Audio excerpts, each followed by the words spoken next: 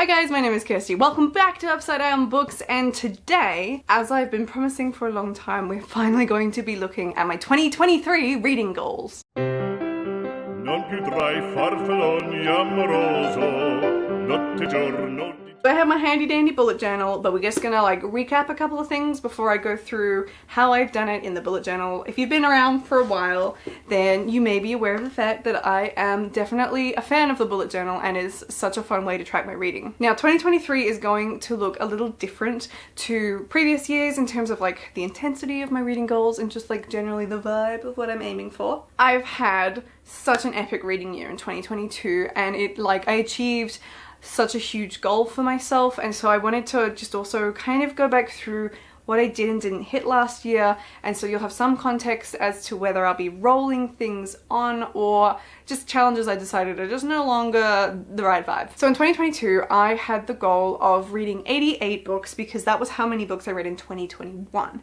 And I really wanted to hit that goal or surpass that goal by one book, just to either maintain the amount I was reading or improve upon it. Now, I have been doing this content creation in the book world, community over all of the various platforms it's on, for about 8 years now. I haven't been on YouTube for that long, but I've certainly been book blogging for probably almost over 8 years at this point. And it has always been something I've looked up to and admired when people have read 100 books in a year or more. It baffled me for the longest of times as to how that was physically possible, and I didn't believe it was possible, so obviously I therefore have just been sort of gunning to try and do it myself and prove, I guess, my doubt wrong. I was tracking so well in 2022 that it was my secret goal that became more realistic to try and read 100 books last year. And I'm thrilled because I did that and I hit 100 books, and it's just, it's so satisfying. But good God, it was a hard slog and a lot of effort. I definitely noticed that last year, towards the end of the year, it was a real fatigue around reading, and it was just generally a lot of effort to actually hit that 100. I feel like that is my ceiling. I don't think I can read more than that. It is a very realistic amount of a year where I have really focused on reading and just not really allowed myself to do other things in my spare time, I suppose, to try and hit that 100.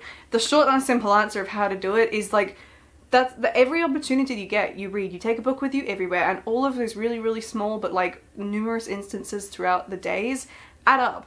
And that's how you read more. I don't think reading for longer periods is necessarily the answer, but not for me anyway. I certainly find it hard, and I find it hard to just clear my schedule. I don't think I could achieve more than that. So I'm really happy with it, but it also meant I had that instant moment of relief when I hit book 100 that I then didn't read for the last couple of weeks, so I didn't finish anything of the year, and I was just ready. I was teetering on the edge of burnout. So looking forward, 23, I am kind of taking as a rest and recovery year so that there is less stress, pressure and fatigue around reading just for this year. And I think that's probably a good way to do it. It's sort of like fitness, you can't be peak fitness all the time. My brain is tired. So in terms of that goal and what that has impacted for 23, I'm not doing a reading goal per se this year in terms of quantity. I have set a nominal goal on Goodreads of just 12 books because 12 I feel is very achievable and it's not going to require an excessive amount of effort to hit. But realistically, I'm not adding that pressure because as much as I might say to myself, oh, it doesn't matter if I don't hit it, it absolutely does. It's just a psychological game,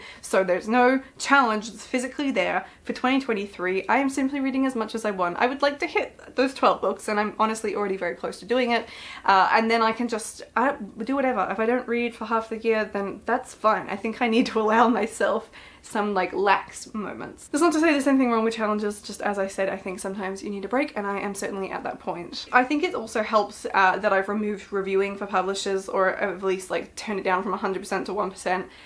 Just giving me more time to read my own books, that is definitely helpful as well. So considering that I'm not trying to read an astronomical number of books this year, and I think 100 is astronomical, I'm fully aware that other people read a lot more than that. It obviously means I have to be somewhat more realistic in my reading goals within that, because obviously I don't expect I'm going to read anywhere near that many books. I do still think I'll read many. I work full-time as a book editor, and so I am constantly in the habit of reading and surrounded by books all the time, and I think anyone could tell you that's a really good way to help support the continuation and creation of a habit. So I am expecting that I will still be reaching to a book more than not, and certainly so far this year that's still been my main form of rest and relaxation, but I have no idea, and I'm not even gonna look at predicting what that number might be. So that brings me to my main goal, which sort of links into some other things I did last year. My main goal is finishing series. Now, I've talked about this on some of my previous videos, so if you've watched those, you might be aware of this.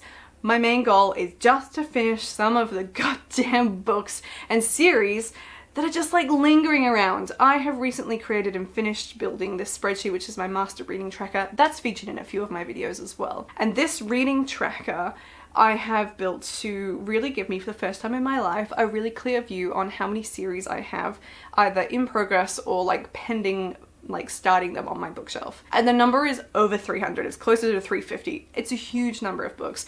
That really shocked me when I saw it and really helped me be like, yes, series is what I really need to focus on in 2023. But in context, I do read a lot of fantasy and other genres that usually have series more so than standalones. So when I think about the fact that I have like over 500 physical books on my shelves to read, it makes sense that like over half of them are at least part of a series. But nonetheless, I would like that to be smaller because generally speaking, I would like my TBR to be a little bit smaller as well. I'd like to imagine that I could at least finish it if I wanted to, you know, within my lifetime. So I have set up a point system that will basically reward me in terms of my book buying capacity on the like book buying regime I'm doing at the moment.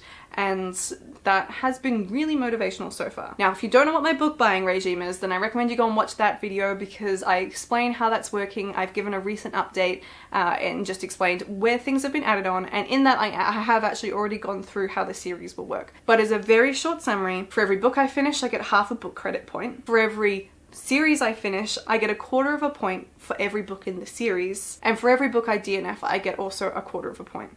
So the longer the series, the more bonus points I get. So that's become very attractive because in the beginning of the year, when I, as you would have seen from my book haul, I bought a lot of books. I'm currently sitting around -20 on the credit score, so trying to read a lot of series is a really like sneaky cheeky way for me to like tick off 2 goals and read books, read series, and also get that book credit back up into the positives. I have realized also going through on Goodreads and having a look at how many series I'm 1 book away from finishing. I have quite a number of those, so I have been trying to alternate with like book in a series, maybe like a present book, book in a series, something like alternating with other things. I've got into a bit of like a holding pattern at the moment just because I went into chaos mode before I went on holiday and started a bunch of different books, and I have just been trying to finish all of those off.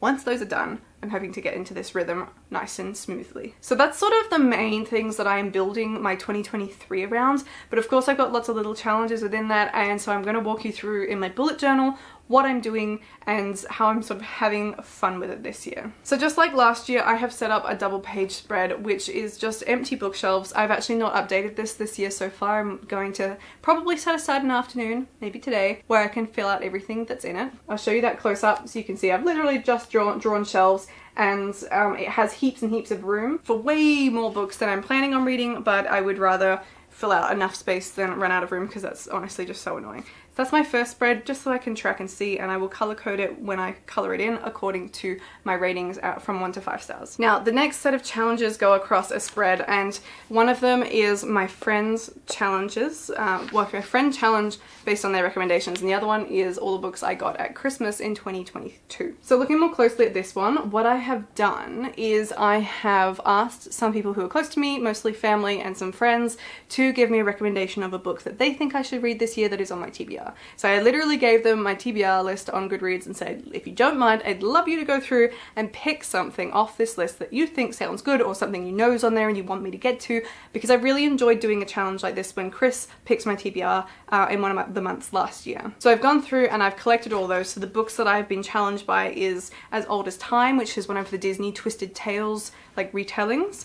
Then I've got The Little French Bookshop, which was also a Christmas book from 22, The Way of Kings, which is that big Brandon Sanderson book, also a Christmas present. The Women of Chateau Lafayette, again a Christmas present, so we're going to be doubling up on some challenges here, which is really good for my progress.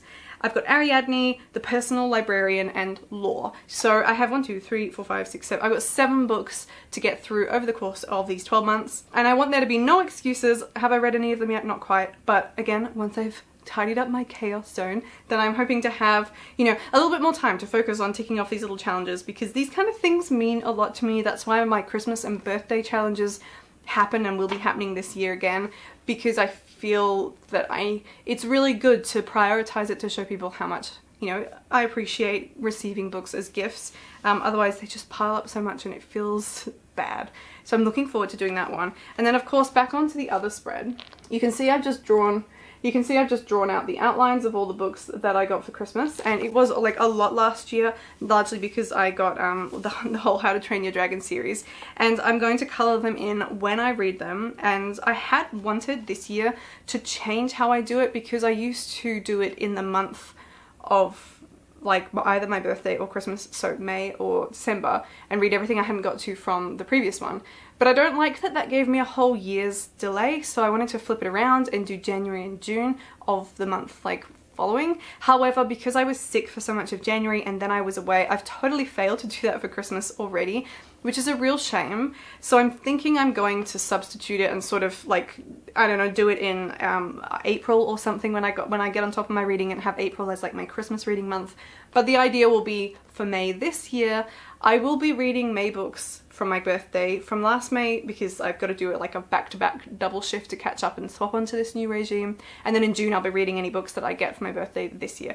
And that's what I would really like to do, so I'm going to trial it. It's like a lot of books to read in 1 month. I certainly can't do all of them, but I just think it's a fun way to theme it. So stay tuned, because I will probably do some sort of wrap up in whichever month I pick. It will probably be April, or I don't know what I'm going to do for the Christmas one, so that will come soon. If we're looking at birthday, it's looking a lot more manageable. This is the spread for my birthday from May last year, so I have far fewer books to get through, and maybe I can actually do that. So that will be really exciting, and I will be doing that in May this year. And then I've got picked out some particular series that I would like to focus on. I keep my series tracker really simple. I'll give you a close-up. It is just lines, and I literally just shade in the box as I read one of the books in the series. Now I have done this in my spreadsheet with too much more depth, but I just wanted to have like one page that sort of represents it in my bullet journal, and I picked out books that I'm like either really keen to do or quite close to finishing. And one of these I've actually now caught up with, which is Skyward. So I'm looking forward to going through and doing that. They're also just series that have been lingering on my shelf for a while that I've not made progress with for some years. So these would make me really happy to tick them off. I'll be very curious to see where I get at the end of the year with this focus on series. I've already finished or caught up with 3, and that is an exceptional statistic for like honestly a whole year, let alone just a few months. I'm so bad at doing keeping up with progress on series. So I'm looking forward to seeing how this will turn out. The next 2 are more specific, smaller challenges. So I am once again going to be doing a NAIDOC challenge and also a, a classics challenge. So this is what that spread looks like. Now NAIDOC week is a week in Australia where we celebrate First Nations people. This is the Aboriginal flag, and I've just put it in outline of Australia. So I've just picked out 4 books. I tried to do this within just 1 week last year, and it wasn't enough time. So I'm going to make the whole of, I think it's June. I'll have to double check. Instead of just the week, it might be July actually. And I'm just going to try and read some of the First Nation books on my shelves. I've actually been doing a really good job with this generally. I did a whole haul, I did a First Nations haul last year, and I think now this year with more pre-thought into it, I'm ready to theme the whole month after it. And I've got some really great books that I'm really looking forward to reading.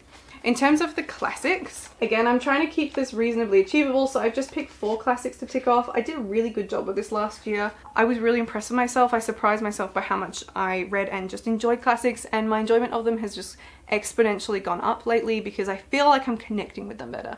And I'm doing most of them through audiobooks. That seems to be the most accessible way for me. So in this year, I would like to do Dracula, Little Women, Great Expectations, and Rebecca. Then I have books by month. Instead, this used to be my DNF tracker, but I'm like combining it to make it a little bit easier and clearer to see. So that's this tree. If you saw my my wrap up from last year, you may have seen a similar sketch. So each branch is going to, there's 12 main branches, going to be a month, and then I will put a leaf on for every book that I finish within that month, and then if I DNF anything, I'll do like a leaf falling off or something.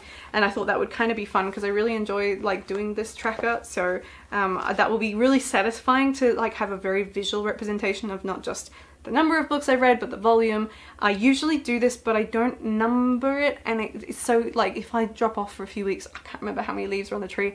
and then I have to count them, and that's just a nightmare. I have then done a couple of other fun themed trackers. So I have these two going. I've got a genre tracker, and then I've got what is that? Oh, my favorites tracker. So this one is obviously based after the Harry Potter Hogwarts houses. I apologize for anyone who's really not digging Harry Potter right now, but I did really like the visualization of this. So that's what I've sort of based it on and then gone from there. And then I did my own one. This is actually my own idea, which was fun. And I've just drawn like one of those step ladders that has pot plants on them, and in each of the little stakes that would be where it says one, like Herbert is, I will write the book for each month. And I thought that was quite a fun way to do it. And that's it, that's all I'm doing this year. I've tried to simplify it more. For the top genres tracker, I really struggle with running out of room on this one for fantasy, and I thought this was a better way to do it because I could just draw little circles to represent the grains of sand, and I think I'll be able to fit more in this way. So we'll just have to see at the end of the year how that goes. So that is like all of my plans really for 2023 in terms of my reading. I'm really looking forward to setting aside more little readathon times like I did at times last year, where I can have maybe 12 hours or 24 hours to do a reading marathon. For me, I think 12 hours works the best. It's the least intrusive amount of time while still being a large amount of time, and like sitting for 24 hours and reading, I can't do that. It's a really long time to sit still. So I'm looking forward to maybe scheduling more of these in. I did it twice last year. I did it for an Agatha Christie readathon, then I did one for finishing off a series, and that worked really, really well. And so I'd like to kind of plan that and build in time, because I think that will help me get little bursts of progress towards series throughout the year, which will just make me feel good and motivated. So I'm keen to do that.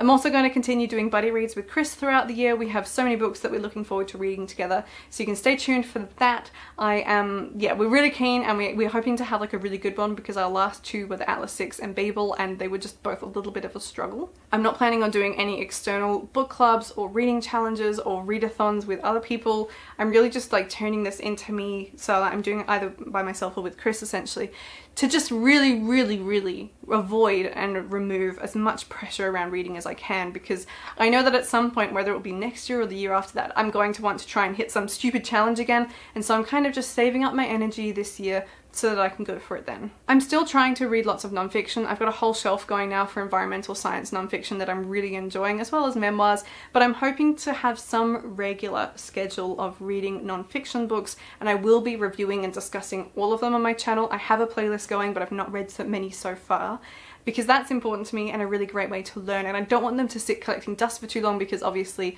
being nonfiction and science, they're only going to be properly relevant for so long. So I haven't really thought about that one, because it felt like a little bit too much pressure to really build in any more challenges than I've already got, but I'm hoping that I'll at least be able to do some sort of vlog or just review or check in at some point to let you know where I'm going with that, because I have such a wonderful lineup of books that I'm really looking forward to reading. And of course, I guess the final and main thing will be my buying regime.